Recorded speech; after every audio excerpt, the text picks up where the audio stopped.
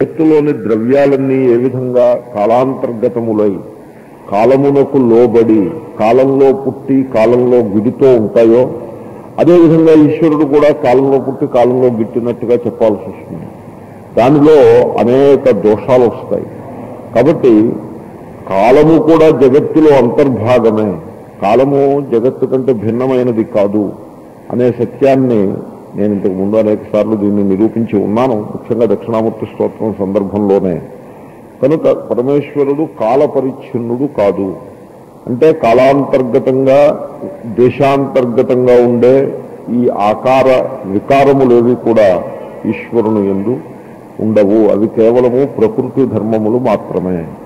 కనుక ఈశ్వరుడు స్వరూపతః నిరాకారుడు అనే ఈ విషయాన్ని మనస్సులో పెట్టుకుని దక్షిణ అమూర్తి కలిపితే దక్షిణామూర్తి అవుతుంది. అటువంటి దక్షిణామూర్తి కొరకు నమస్కారము. ఈ దక్షిణామూర్తి ఏ రూపంలో మన ముందు ఉన్నాడు? దక్షిణామూర్తి దేవాలయంలో కూర్చుని ఎదుర్కొండగా దక్షిణామూర్తి యొక్క విగ్రహాన్ని మూర్తిని చూస్తూ మీరు ప్రార్థన చేస్తే ఆ రూపంలోనే ఉంటాడు. అలా కాకుండా తస్మై శ్రీ గురుమూర్తయే, విద్యాధ్యయనం చేసేటువంటి విద్యార్థికి పాఠాన్ని బోధించే జ్ఞానాన్ని ఇచ్చే గురువుయే ఈశ్వర రూపంగా ఉంటాడు. ఈశ్వరుడు అంటే కేవలము దేవాలయంలో గర్భగృహంలో బందీఖానాలో ఉన్నట్టుగా ఉంటాడా ఈశ్వరుడు అంటే? అలాగంటి భావన, అంత మాత్రమే ఈశ్వరుడు అనే భావన చాలా అల్పమైన భావన. అది ఆ వ్యవస్థ మనకి మహర్షులు ఎందుకు పెట్టారంటే, సర్వమును ఈశ్వరుని దర్శించలేనివాడు ఆరంభంలో అక్కడ ఈశ్వరుని దర్శిస్తాడు. అది చిన్నపిల్లల కోసం నడిచేందుకు ఒక చిన్న సాధనం, నడక సాధనం ఇస్తే ఆ నడక సాధనంతో నడక నేర్చుకుని పిల్లవాడు పరుగులు ఎత్తి జీవితంలో పైకొస్తాడని ఇస్తారు. కానీ కేవలము ఆ నడక సాధనం పట్టుకుని దాన్నే పట్టుకుని జీవితకాలం అంతా దాన్ని చూసుకుంటూ కూర్చుంటాడని ఇవ్వరు. కాబట్టి ఒక మూర్తి యందు ఈశ్వరుణ్ణి దర్శించుట అనేది మనస్సులో ఈశ్వర భక్తిని నింపి మనస్సుకు ఒక ఈశ్వరాకారాన్ని పొందే అలవాటుని చేయటం కోసం, అభ్యాసం కోసం నిర్మాణమైంది. కనుక అంతవరకు అది చాలా బాగుంది. కానీ ఈశ్వరుడంటే కేవలము ఒక అర్చామూర్తిగా మాత్రమే ఉంటాడనేటువంటి భావన సరికాదు. ఈశ్వరుడు గురువు రూపంలో ఉంటాడు. ఈశ్వరుడు లేని రూపమే లేదు. కానీ అటువంటి సర్వాత్మభావము, సర్వం కల్విదం బ్రహ్మ అనే దర్శనము వచ్చేస్తే అదే ఉత్తమ జ్ఞానం. దానికి ముందు ఇంకా రాగద్వేషపూర్ణమైన మనస్సు అవటం చేత ఆ దర్శనానికి ఆటంకాలు ఏవో కొన్ని ఉండటము, ఈ ఆటంక నివృత్తి కొరకై వేరియస్ ఒక స్టెప్ తర్వాత మరొక స్టెప్, ఆ ఒక మెట్టు తర్వాత మరో మెట్టు వేసుకుంటూ రావటంలో రెండవ మెట్టు ఏమంటే, అధ్యయనం చేసేటువంటి విద్యార్థికి తనకు జ్ఞానాన్ని బోధించే గురువు యందు ఈశ్వరుణ్ణి దర్శించటము. తస్మై శ్రీ గురుమూర్తయే, అది రెండవ మెట్టు. అంటే ఎక్కడో దేవాలయంలో గర్భగురుడిలో ఉన్న ఈశ్వరుణ్ణి అక్కడ మాత్రమే ఈశ్వరుణ్ణి దర్శించే మెట్టు నుండి రెండో మెట్టుకి జిజ్ఞాసువై, ఆర్తుడు అర్థార్థి అక్కడికి వెళ్ళి ఈశ్వరుణ్ణి ప్రార్థిస్తాడు.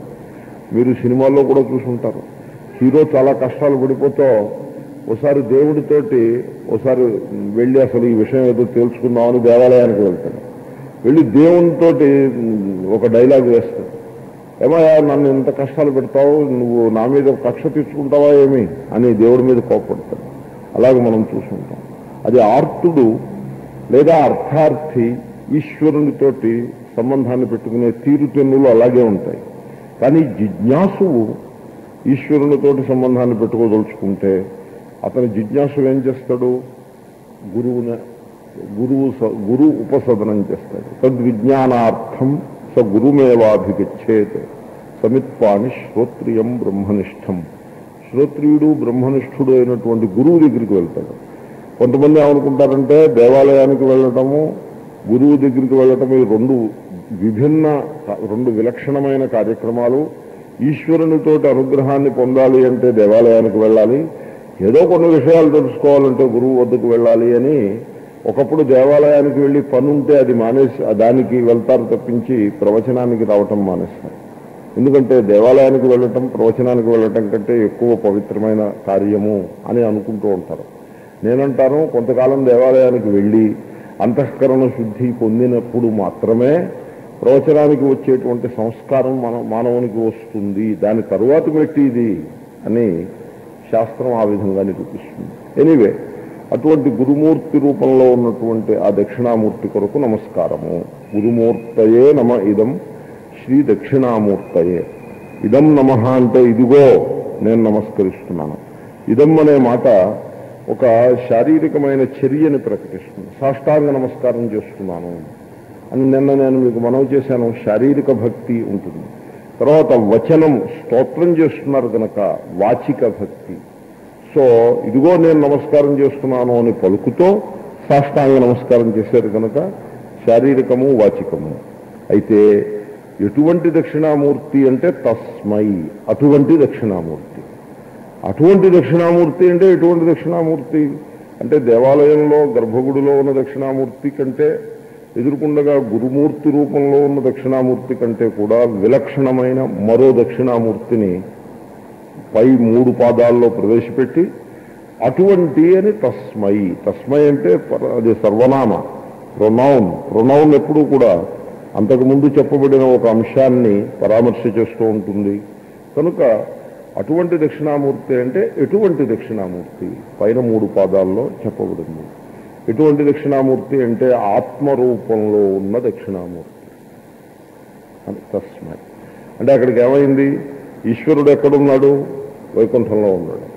అదే వైకుంఠంలో ఉంటే మనకేమిటి ఉపయోగం? మన ఊళ్ళో ఉండాలి, మన ఊళ్ళో కూడా ఉండాలి. మన ఊళ్ళో ఎక్కడ? ఫలానా పేటలో దేవాలయంలో ఉన్నాడు. అక్కడ ఎక్కడ? గర్భగృహంలో ఉన్నాడు. అక్కడ అదో మొదటి మెట్టు. రెండవ మెట్టు ఏమిటి? గురుమూర్తి. మూడవ మెట్టు ఆత్మరూపంగా ఉంది. అది ఫైనల్. ఇప్పుడు ఏదైనా ఒక తినే పదార్థం ఉందనుకోండి, ఎక్కడ ఉంది అంటే ఫలానా మార్కెట్లో ఉంది. దానివల్ల మనకేమిటి ఉపయోగం? మన చేతిలోకి రావాలి. చేతిలోకి వచ్చిందనుకోండి, చేతులు కట్టేశారనుకోండి, చిన్నపిల్లలకి చెప్తారు ఎదురుకుండా మిఠాయిలు పెట్టి అవి ముట్టుకోకూడదని చెప్తారు పిల్లలకి. ఎదురుకుండా మిఠాయిలు పెట్టి ముట్టుకోకూడదంటే పిల్లలకి ఎంత కష్టం అది. ఆ విధంగా, ఎందుకంటే ఎదురుకుండా అంతకంటే దాచేస్తేనే మంచిది. నైవేద్యం పెట్టేదాకా ముట్టుకోకూడదని చెప్పి మీరు నైవేద్యం అరగంట దాకా పెట్టకపోతే వాళ్ళ పని ఏమవ్వాలి? 2 నిమిషాల్లో నైవేద్యం పెట్టేస్తే వాళ్ళకి తృప్తే కాదు. అరగంట దాకా నైవేద్యం పెట్టరు, అలా ఎదురుకుండా పెడతారు. ఎంత అన్యాయం అది. నన్ను అడిగితే అసలు పిల్లలకు పంచిపెట్టడమే పెద్ద నైవేద్యం, అన్నిటికంటే గొప్ప నైవేద్యం అదే నిజానికి. సో ఎనీవే, ఎదురుకుండా ఉంది మిఠాయి. ఎదురుకుండా ఉంటే కూడా లాభం లేదు. అది నా చేతిలోకి రావాలి. చేతిలోకి వచ్చినా లాభం లేదు, నోట్లోకి వెళ్ళాలి. మిఠాయితో నాకున్న భేదము అలా నిలబడి ఉన్నంత వరకు మిఠాయిలోని తృప్తి నాకు లభించదు. అసలు లోకమంతా అద్వైతమేనండి. ఊరికే ద్వైతం అని పట్టుకుని వెళ్ళాడే ఉపయోగం లేదు. ఎందుకు? మిఠాయి తినడం దగ్గరే చూడండి. కాఫీకి మనకి భేదం ఉందనుకోండి, కాఫీ ఫ్లాస్క్లోనూ నేను ఇక్కడ ఉంటే నాకేమిటి ఉపయోగం? కాఫీకి నాకు అభేదం ఏర్పడినప్పుడు మాత్రమే దాంట్లో ఉండే ఆ ఆనందం నాకు లభిస్తుంది. అదేవిధంగా ఈ దక్షిణామూర్తి నాకంటే భిన్నంగా ఉన్నట్లయితే నాకు భయహేతువు అవుతూ ఉంటాడు. నాకంటే దక్షిణామూర్తి భిన్నంగా ఉన్నాడు అనుకోండి, అనేక సమస్యలు వస్తాయి. ఒకటి, నేను దక్షిణామూర్తిని లిమిట్ చేస్తూ ఉంటాను. నేనున్న దేశంలో ఆయన లేడుగా. నేనున్న దేశంలో ఆయన లేడు అంటే ఆయన అపూర్ణుడైపోతాడు, అపరిపూర్ణుడైపోతాడు, దేశ పరిచ్ఛిన్నుడైపోతాడు. ఒక వస్తువుగా నేను దక్షిణామూర్తి కంటే భిన్నంగా ఉన్నట్లయితే దక్షిణామూర్తికి వస్తు పరిచ్ఛేదం వస్తుంది. ఇక నేను అపరిపూర్ణుడుగానే ఉండిపోతాను. నేను కూడా ఆ దక్షిణామూర్తి చెప్పు చేతుల్లో ఆయన అనుగ్రహం కోసం అరువులు చేతుతో ఉండాల్సిన వాడిగా ఉండిపోతాను తప్పిస్తే, ఒక అల్ప జీవుడిగా ఉండిపోతాను తప్పిస్తే, అది ఆ లోటేది ఎంత గొప్ప. ఇప్పుడు రాజమహల్లో ఒక ఆయన నివాసం చేస్తున్నాడు, ఒకడు గుడిసెలో నివాసం చేస్తున్నాడు. గుడిసెలో నివాసం చేసేవాడు ఏదో కష్టపడి సంపాదించుకుని గుడిసెలో కూర్చుని భోజనం చేస్తున్నాడు. రాజమహల్లో మకాన్ చేసేటువంటి వాడు రాజుగారికి పక్కా బట్టలో అవి సర్దుతో ఆయనకు మంచినీళ్ళు అవి అందిస్తూ ఉన్నాడు. వీడికంటే వాడు గొప్పవాడే కాదా? అవునా అంటే అవును, గొప్పవాడే. కానీ ఎంత గొప్పవాడైనా రాజుగారి సేవకుడే తప్పించి అంతకంటే ఎక్కువ గొప్పతనం లేదు. పైగా ఒకప్పుడు కొన్ని పరిస్థితుల్లో ఈ గుడిసెలో ఉండేవాడి కంటే పరిస్థితే మేలు రాజుగారి సేవకుడి కంటే. అనే పరిస్థితులు కూడా కొన్ని ఉంటాయి.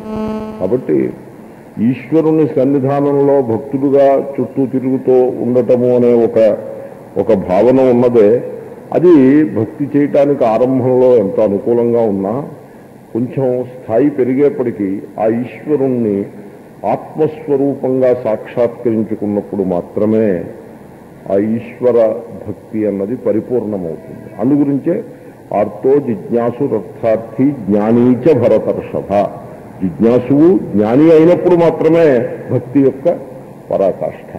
అంచేతనే ఆత్మలాభాత్ పరోలాభ నాస్तीति కవయో విదుహు.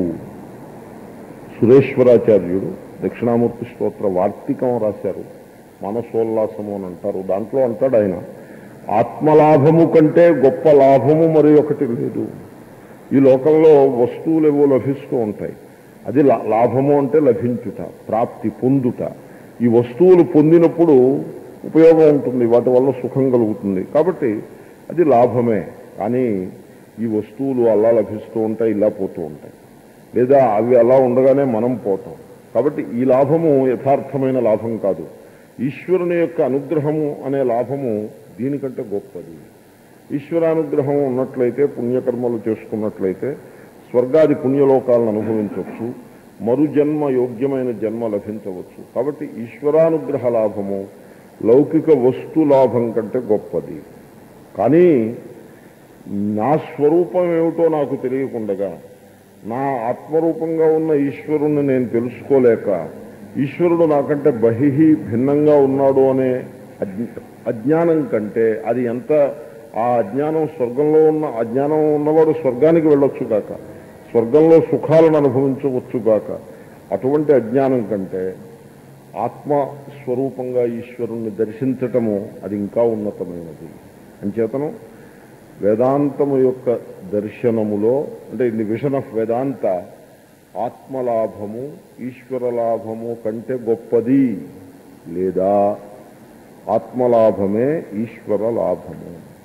ఆత్మలాభాత్ పరోలాభ నాస్तीति కవయో విదుహు. తల్లాభార్థం కవిస్తౌతి స్వాత్మానం పరమేశ్వరం. అటువంటి ఆత్మలాభము కొరకై శ్రీ శంకరాచార్యులు అనే కవి ఆ పరమేశ్వరుణ్ణి ఆత్మరూపంగా స్తుతిస్తున్నారు. ఎలాగా అంటే నానాఛిద్ర ఘటోదర.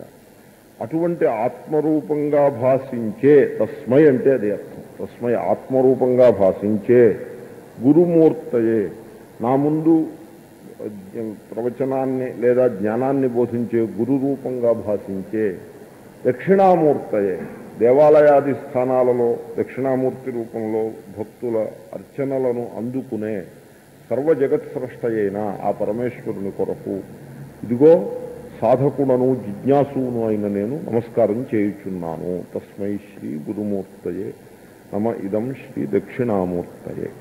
అది మొత్తం మకుటం యొక్క వ్యవస్థ. మకుటము అంటే 4వ పాదము.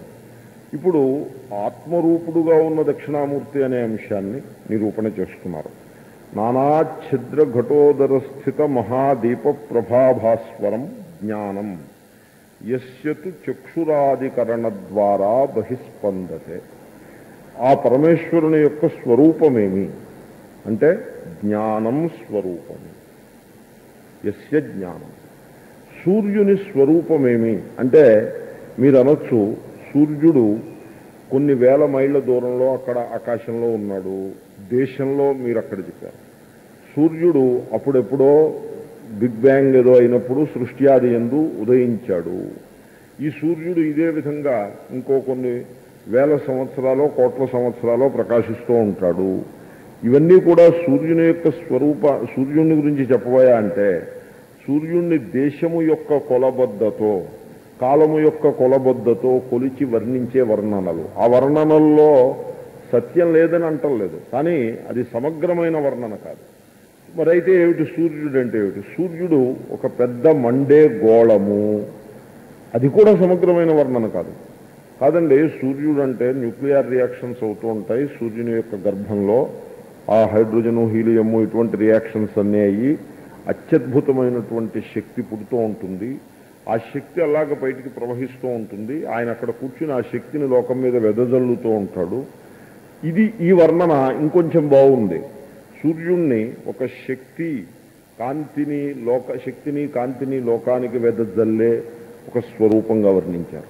కానీ యథార్థమైన వర్ణన ఏమిటంటే సూర్యుడనగా ప్రకాశము. సూర్య ప్రకాశయతి, సూర్యుడు ప్రకాశింపజేస్తున్నాడు లోకాన్ని. అంతకంటే ఇంకా మాట చెప్పాలంటే సూర్యుడు ప్రకాశిస్తున్నాడు. ఇంకా యథార్థంగా సూర్య ప్రకాశతే, ప్రకాశిస్తున్నాడు అంటే అది కర్త, ఏదో పని చేస్తున్న వాడికి మళ్ళాగా. కానీ వాస్తవంలో సూర్య ప్రకాశ, సూర్యుడే ప్రకాశము. ఇప్పుడు నేను ఇక్కడ కూర్చుని ఇదిగో ఈ వస్తువును పట్టుకుని పైకి లేపాను, ఒక పనిని చేశాను. సూర్యుడు ఆ విధంగా ప్రకాశము అనేదాన్ని ఒకదాన్ని చేతబట్టి లోకం మీద వెదజల్లి ఏదైనా చేస్తున్నాడు. అలాగంటే పని ఏమైనా చేస్తున్నాడా? ఏమైనా కర్తృత్వం ఉన్నదా? కర్తృత్వం ఎప్పుడు ఉంటుంది? ప్రకాశము స్వరూపం కంటే భిన్నంగా ఉంటే కర్తృత్వం ఉంటుంది. ఇప్పుడు నేనున్నాను, ప్రకాశం లేదు, బ్యాటరీ లైట్ తీసి వెలిగించి వేస్తే ప్రకాశం వచ్చింది. ఎందుకని? ఆ ప్రకాశము నాకంటే భిన్నంగా ఉన్నది కనుక దాన్ని సంపాదించి నేను వెదజల్లాలి లోకం మీదో లేకపోతే ఎదురుకుండా ఉండే వస్తువుల మీద. సూర్యుడు అలా చేస్తున్నాడా ఏమి? అబ్బే, సూర్యుడు అంటే ప్రకాశమేనండి. ప్రకాశమే సూర్యుడు. అంటే ఇప్పుడు ఏమైంది? సూర్యుడు ఎక్కడ ఉన్నట్టు? అక్కడెక్కడో అక్కడెక్కడో ఆకాశంలో ఉండి ఏదో కొంత ప్రకాశాన్ని ఇలా చేతులతోటో కాళ్ళతోటో పట్టుకుని మన మీదకి విసురుతున్నాడా? లేదు, ప్రకాశమే సూర్యుడు. ప్రకాశం కంటే భిన్నంగా సూర్యుడు లేడే లేడు. అగ్ని అంటే ఏమిటి? ఇప్పుడు చలికాలంలో చలిమంట వేస్తారు, అది అగ్ని అంటారు. అది అగ్ని అయితే ఆ మంట వచ్చేటువంటి ఆ మంట యొక్క పరిధి ఏదైతే ఉందో దానిని దాటి ఇంకా అగ్ని లేకపోతే, అగ్ని అన్నది ఆ మంటకి మాత్రమే పరిమితమై ఉంటే మీ చలి తగ్గదండి. మీకు చలి తగ్గాలంటే అగ్ని అక్కడ ఉండడు. అగ్ని చుట్టూ అంతా వ్యాపించి ఉంటాడు. అగ్ని అంటే ఉష్ణము, ఉష్ణానికే అగ్ని అని పేరు.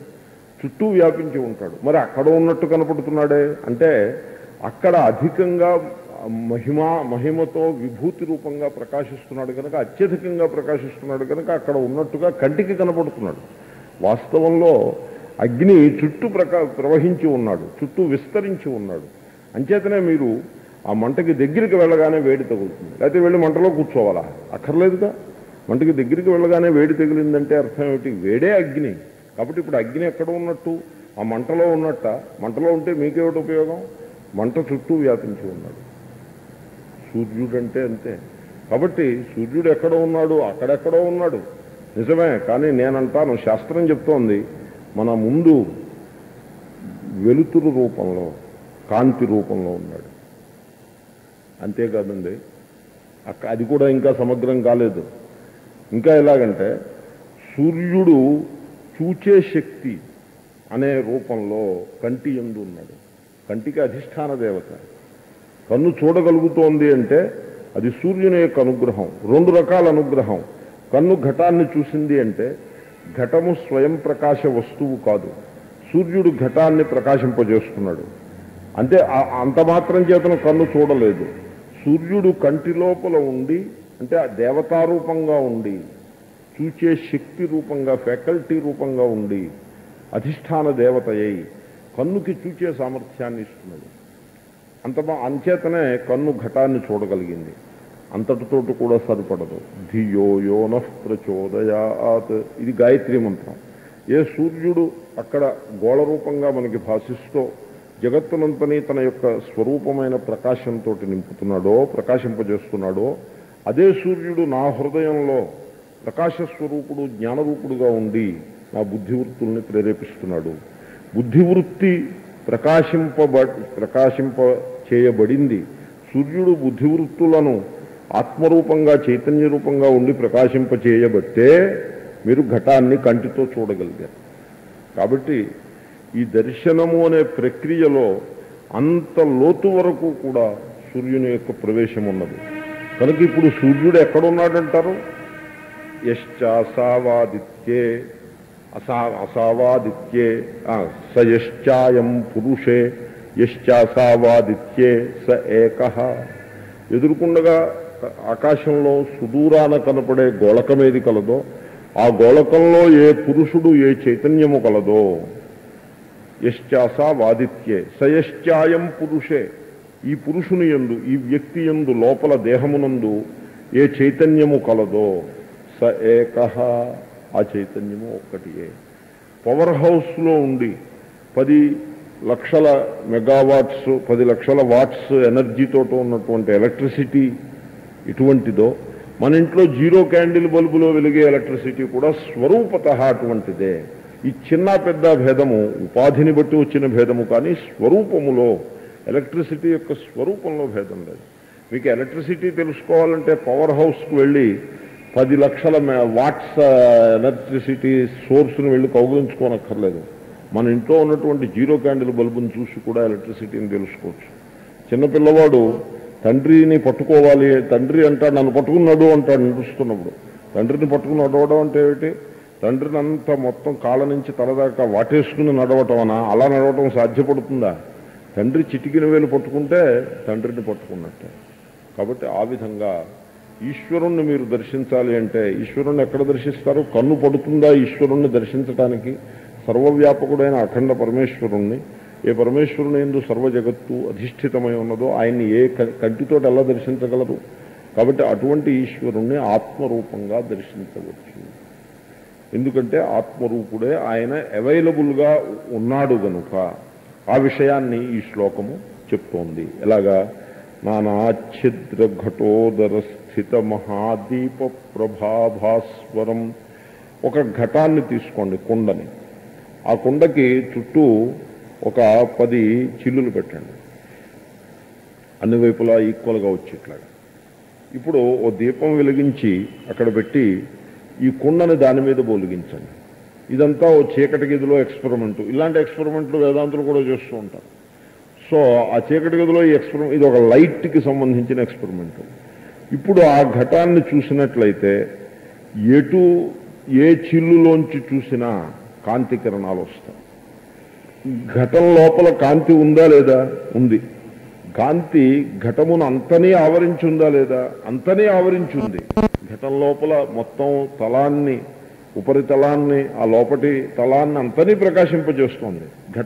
ఘటము ఎంతవరకు ఆవరించిందో అంతా ఉంది చేయి ప్రకాశము. కానీ ఆ ప్రకాశం మీకు దర్శించాలి అంటే మటుకు, అంటే ఉపలభ్యం అవ్వాలి అంటే, ఉపలభ్యం అవ్వటం వేరు, ఉండడం వేరు. ఇప్పుడు వాతావరణంలో అంతటా నీరుంది, మాయిశ్చర్ ఉంది. ముఖ్యంగా Kakinada is a coastal town. బోల్డంత మాయిశ్చర్ ఉంటుంది. 30% మాయిశ్చర్ ఉంటుంది. 30% మాయిశ్చర్ ఉందంటే ఇక్కడ ఉన్న మాయిశ్చర్, నీ హాల్లో ఉన్న మాయిశ్చర్ అంతని కనుక మీరు పట్టగలిగితే 2 బిందెలు నీళ్లు వస్తాయి. అంత మాయిశ్చర్ ఉంది హాల్లో. కానీ మీకు ఉపలభ్యం, ఆ మాయిశ్చర్తో మీకు దాహం తీరుతుందా? దాహం తీరదు. దాహం తీరాలి అంటే దానిని పట్టి నీరు కింద మార్చుకుని తాగాల్సి ఉంటుంది.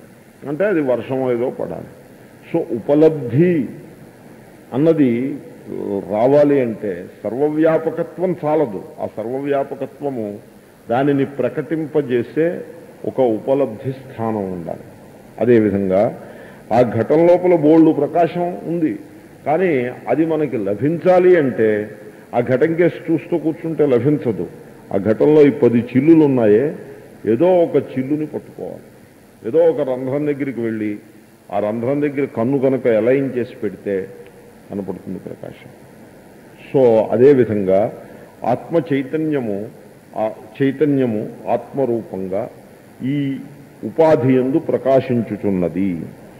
ఎలా కాబట్టి జ్ఞానం అంటే చైతన్యము. ఈ దేహంలో చైతన్యము ఉన్నది.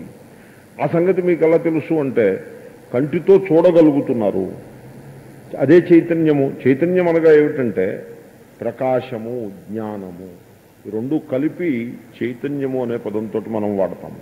ఇప్పుడు ఘటము తెలిసింది మీకు, ఘట జ్ఞానం కలిగింది. ఘట జ్ఞానం కలిగింది అంటే చైతన్యము యొక్క అనుగ్రహం లేనిదే ఘట జ్ఞానం కలగదు. సపోజ్ ఆ చైతన్యము యొక్క అనుగ్రహము, కాన్షియస్నెస్ అంటాము, అది విత్డ్రా అయిందనుకోండి, అది ఉపసంహరించినట్లయితే ఘట జ్ఞానం కలగదు. ఘట జ్ఞానం కలిగింది అంటే అది చైతన్యం యొక్క అనుగ్రహమే. అసలు ఘట జ్ఞానం ఎలా కలిగింది? ఘటము అంటే కుండ, ఎదురుకుండా కుండ పెట్టి దాని జ్ఞానం ఎలా కలిగింది అంటే, కన్ను ఉన్నది, ఘట జ్ఞానం ఇంతవరకు వీడికి లేదు అంటే దాన్నే ఘట అజ్ఞానము అని అంటారు.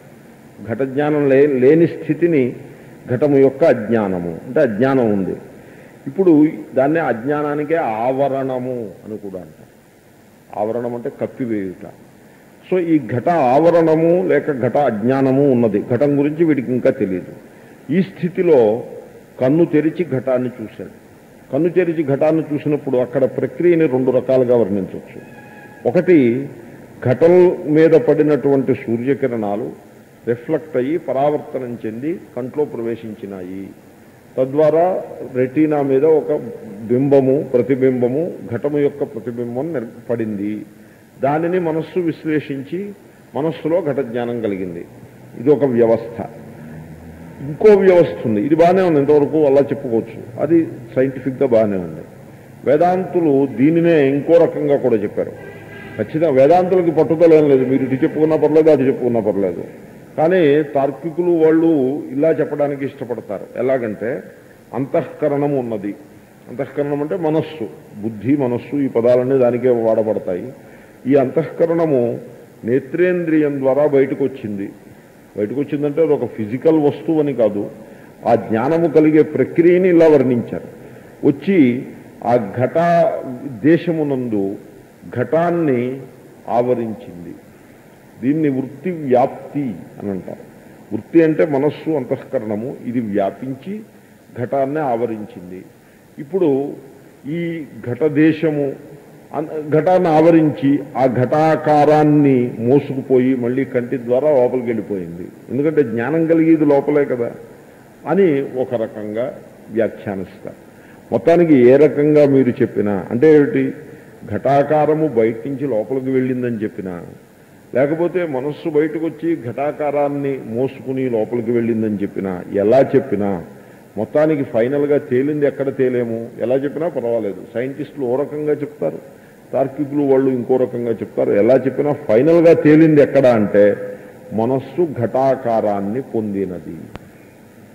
మనస్సు యొక్క ఆకారము, ఘటం యొక్క ఆకారము వేరువేరుగా ఉన్నంతసేపు ఘట జ్ఞానం కలగదు. కానీ మనస్సు ఎప్పుడైతే ఘటాకారాన్ని పొందిందో వెంటనే ఘట జ్ఞానం కలగటానికి కావలసిన పరిస్థితి అక్కడ ఏర్పడి ఉన్నది. కానీ మనస్సు జడము, మనస్సు తనంత తానుగా దేనిని ప్రకాశింప చేయలేదు, తనని తాను కూడా ప్రకాశింప చేసుకోలేదు. మనస్సు అది మెటీరియల్ వస్తువు, అది మనస్సు భౌతిక పదార్థము. ఎలాగైతే చెంబు ఇలాంటివి ఘటము ఇత్యాదులన్నీ భౌతిక పదార్థాలో మనస్సు కూడా అట్టి భౌతిక పదార్థమే. అంచేతనే మనస్సు మనం తినే ఆహారం చేతనే ప్రభావితమవుతూ ఉంటుంది. మనం తినే ఒక రకమైన ఆహారము దేహాన్ని ఎలాగైతే ప్రభావితం చేస్తుందో, ఆరోగ్యము అనారోగ్యము ఇత్యాది విధంగా, అలాగే మనం తినే ఆహారం మనస్సును కూడా ప్రభావితం చేస్తుంది. ఎందుకంటే ఆహారంలో ఉండే సూక్ష్మములైన అంశములే మనస్సు యొక్క నిర్మాణానికి సహకరిస్తాయి.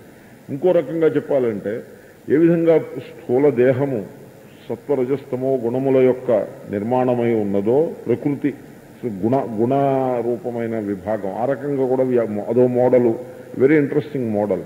అదేవిధంగా మనస్సు కూడా సత్వరజస్తమో గుణముల యొక్క కలయికతో నిర్మాణమైనది ఉన్నది. కాబట్టి ఈ మనస్సు, నేను ఇంతకీ చెప్పదలుచుకున్నది ఏమంటే, మనస్సు స్వయం ప్రకాశము కాదు. మనస్సు అద్దం వంటిది. అద్దంలో ప్రతిబింబం కనపడింది. అద్దంలో ప్రతిబింబం కనపడిందంటే అది అద్దం యొక్క మహిమ అది కాదు. లేదంటే అద్దం లేకపోతే ప్రతిబింబం కనపడదు. అద్దం లేకపోతే ప్రతిబింబం కనపడదు, నిజమే. కానీ అద్దం ఉన్నప్పుడు ప్రతిబింబం కనపడినప్పుడు కూడా అది ప్రకాశము యొక్క మహిమే. ప్రకాశం ఉండబట్టే అద్దంలో ప్రతిబింబం ఏర్పడింది. కానీ కటికి చీకట్లో మీరు అద్దాన్ని పెడితే దాంట్లో ప్రతిబింబం ఏర్పడదు. నేను ఈ మధ్యన ఒక గుహ చూశాను. ఆ గుహ లోపల మేమత్ కేవ్స్ అని అమెరికాలో ఎక్కడో గుహ ఉంటే చాలా గొప్ప గుహ, అది చూడడానికి వెళ్ళినప్పుడు చూశాను. సో ఆ గుహ లోపల కొద్దిసేపు కూర్చుంటే అక్కడ ఎలక్ట్రిక్ లైట్స్ పెట్టారు. అక్కడ అయ్యా ఒకసారి ఆ ఎలక్ట్రిక్ లైట్స్ ఆపేస్తే ఎలా ఉంటుందో చూడాలనుకుంటున్నాము, ఆపేయండి అంటే వాళ్ళు ఏమన్నారంటే ఆపేస్తే చాలా కటికి చీకటి ఉంటుంది, ఆపేసిన తర్వాత మళ్ళీ మీకు ఆ స్విచ్ కూడా కనపడదు, కాబట్టి మేము ఇక్కడ నిలబడి దీపం ఆర్పేస్తాం, అలా పట్టుకుని ఆ స్విచ్ని పట్టుకుని మీరు కూర్చుని 2 నిమిషాలు అయిన తర్వాత మళ్ళీ వేస్తామని చెప్పేసి అలా చెప్పి వాళ్ళు స్విచ్ ఆర్పిస్తే ఆ చీకట్లో కూర్చుంటే అంత చీకటి నేను నా నా నా జీవితంలో ఎప్పుడూ చూడలేదు. అంత కటికి చీకటి. అక్కడ అద్దం పెట్టారు అనుకోండి, ప్రకాశిస్తున్న అద్దం, ఆ కళ్ళజోడు ఒక రకమైన అద్దమేగా, ఇది ఏదీ ప్రకాశించదు. కాబట్టి అద్దము ప్రతిబింబాన్ని చూపిస్తున్నట్టుగా అనిపిస్తోందే కానీ వాస్తవంలో ప్రతిబింబాన్ని చూపించేది ప్రకాశము. అదేవిధంగా మనస్సు ఘట జ్ఞానాన్ని కలిగిస్తోంది అని మనకు అనిపిస్తోంది నిజమే, కానీ వాస్తవంలో మనస్సునందు ఆత్మ చైతన్యము, ఆత్మ అనే మాట అలాంటి పెట్టండి, చైతన్యము ప్రతిఫలించుట చేతనే మనస్సు ఘట జ్ఞానాన్ని కలిగించింది. ఇప్పుడు ఘట జ్ఞానం కలిగింది అంటే అది ఘట జ్ఞానము ఏమిటి? జ్ఞానం. అది ఘట జ్ఞానము జ్ఞానము. కానీ మరి జ్ఞానము అన్నదానికి ఘట జ్ఞానం అన్నదానికి తేడా ఉన్నది.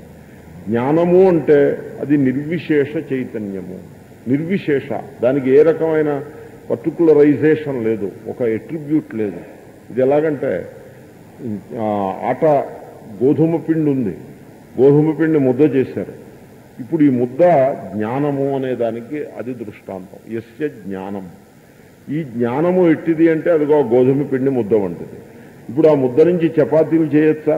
చేయొచ్చు. తర్వాత దాని నుంచి ఇంకేదైనా మరొక పూరీలు చేయొచ్చా? చేయొచ్చు. ఆ ముద్ద నుంచి ఇంకేదైనా పదార్థాలు, అనేక రకాలైన పదార్థాలు, బ్రెడ్ చేయొచ్చా? చేయొచ్చు. అయితే ఇప్పుడు ఇంతకీ కాదు, ఆ ముద్దలేందే ఈ 3 లేవు.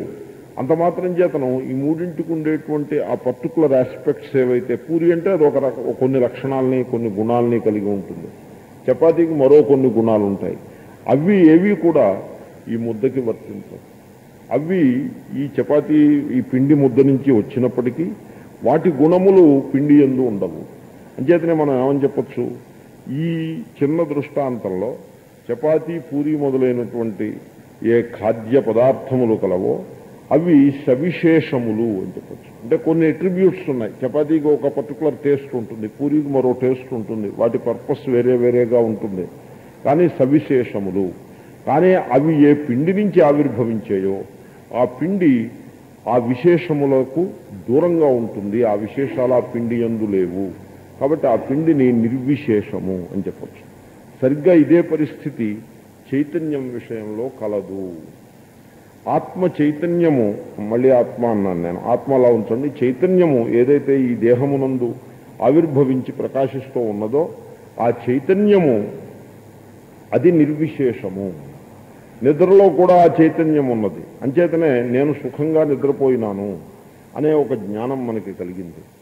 నిద్ర ఎటువంటిది అంటే, గుహలోకి వెళ్ళాను ఒకసారి నేను. ఇప్పుడు గుహ దృష్టాంతం చెప్పాను.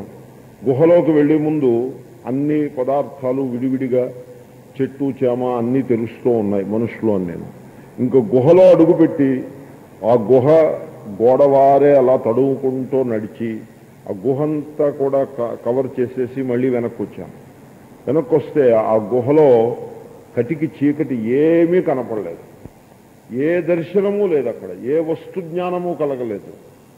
బయటకు వచ్చాను. ఇప్పుడు గుహలో పూర్ణ అజ్ఞానము అని నేను వర్ణిస్తున్నా, కానీ గుహలో ఏమీ లేదు, అక్కడ పూర్ణ అజ్ఞానము, ఏ వస్తు దర్శనము కలగలేదు అని చెప్పే నేను ఒకడు ఉన్నానుగా. నేను ఉన్నాననే సత్యాన్ని నేను గుర్తించకపోతే గుహలో కటికి చీకటి తప్ప వస్తు దర్శనము లేదు అని నేను మీకు ఎలా వర్ణించి చెప్పగలుగుతాను? గుహలో is it that I'm absent? నేననేవాడిని లేకుండగా శూన్యస్థితి అది. నేననేవాడిని లేని శూన్య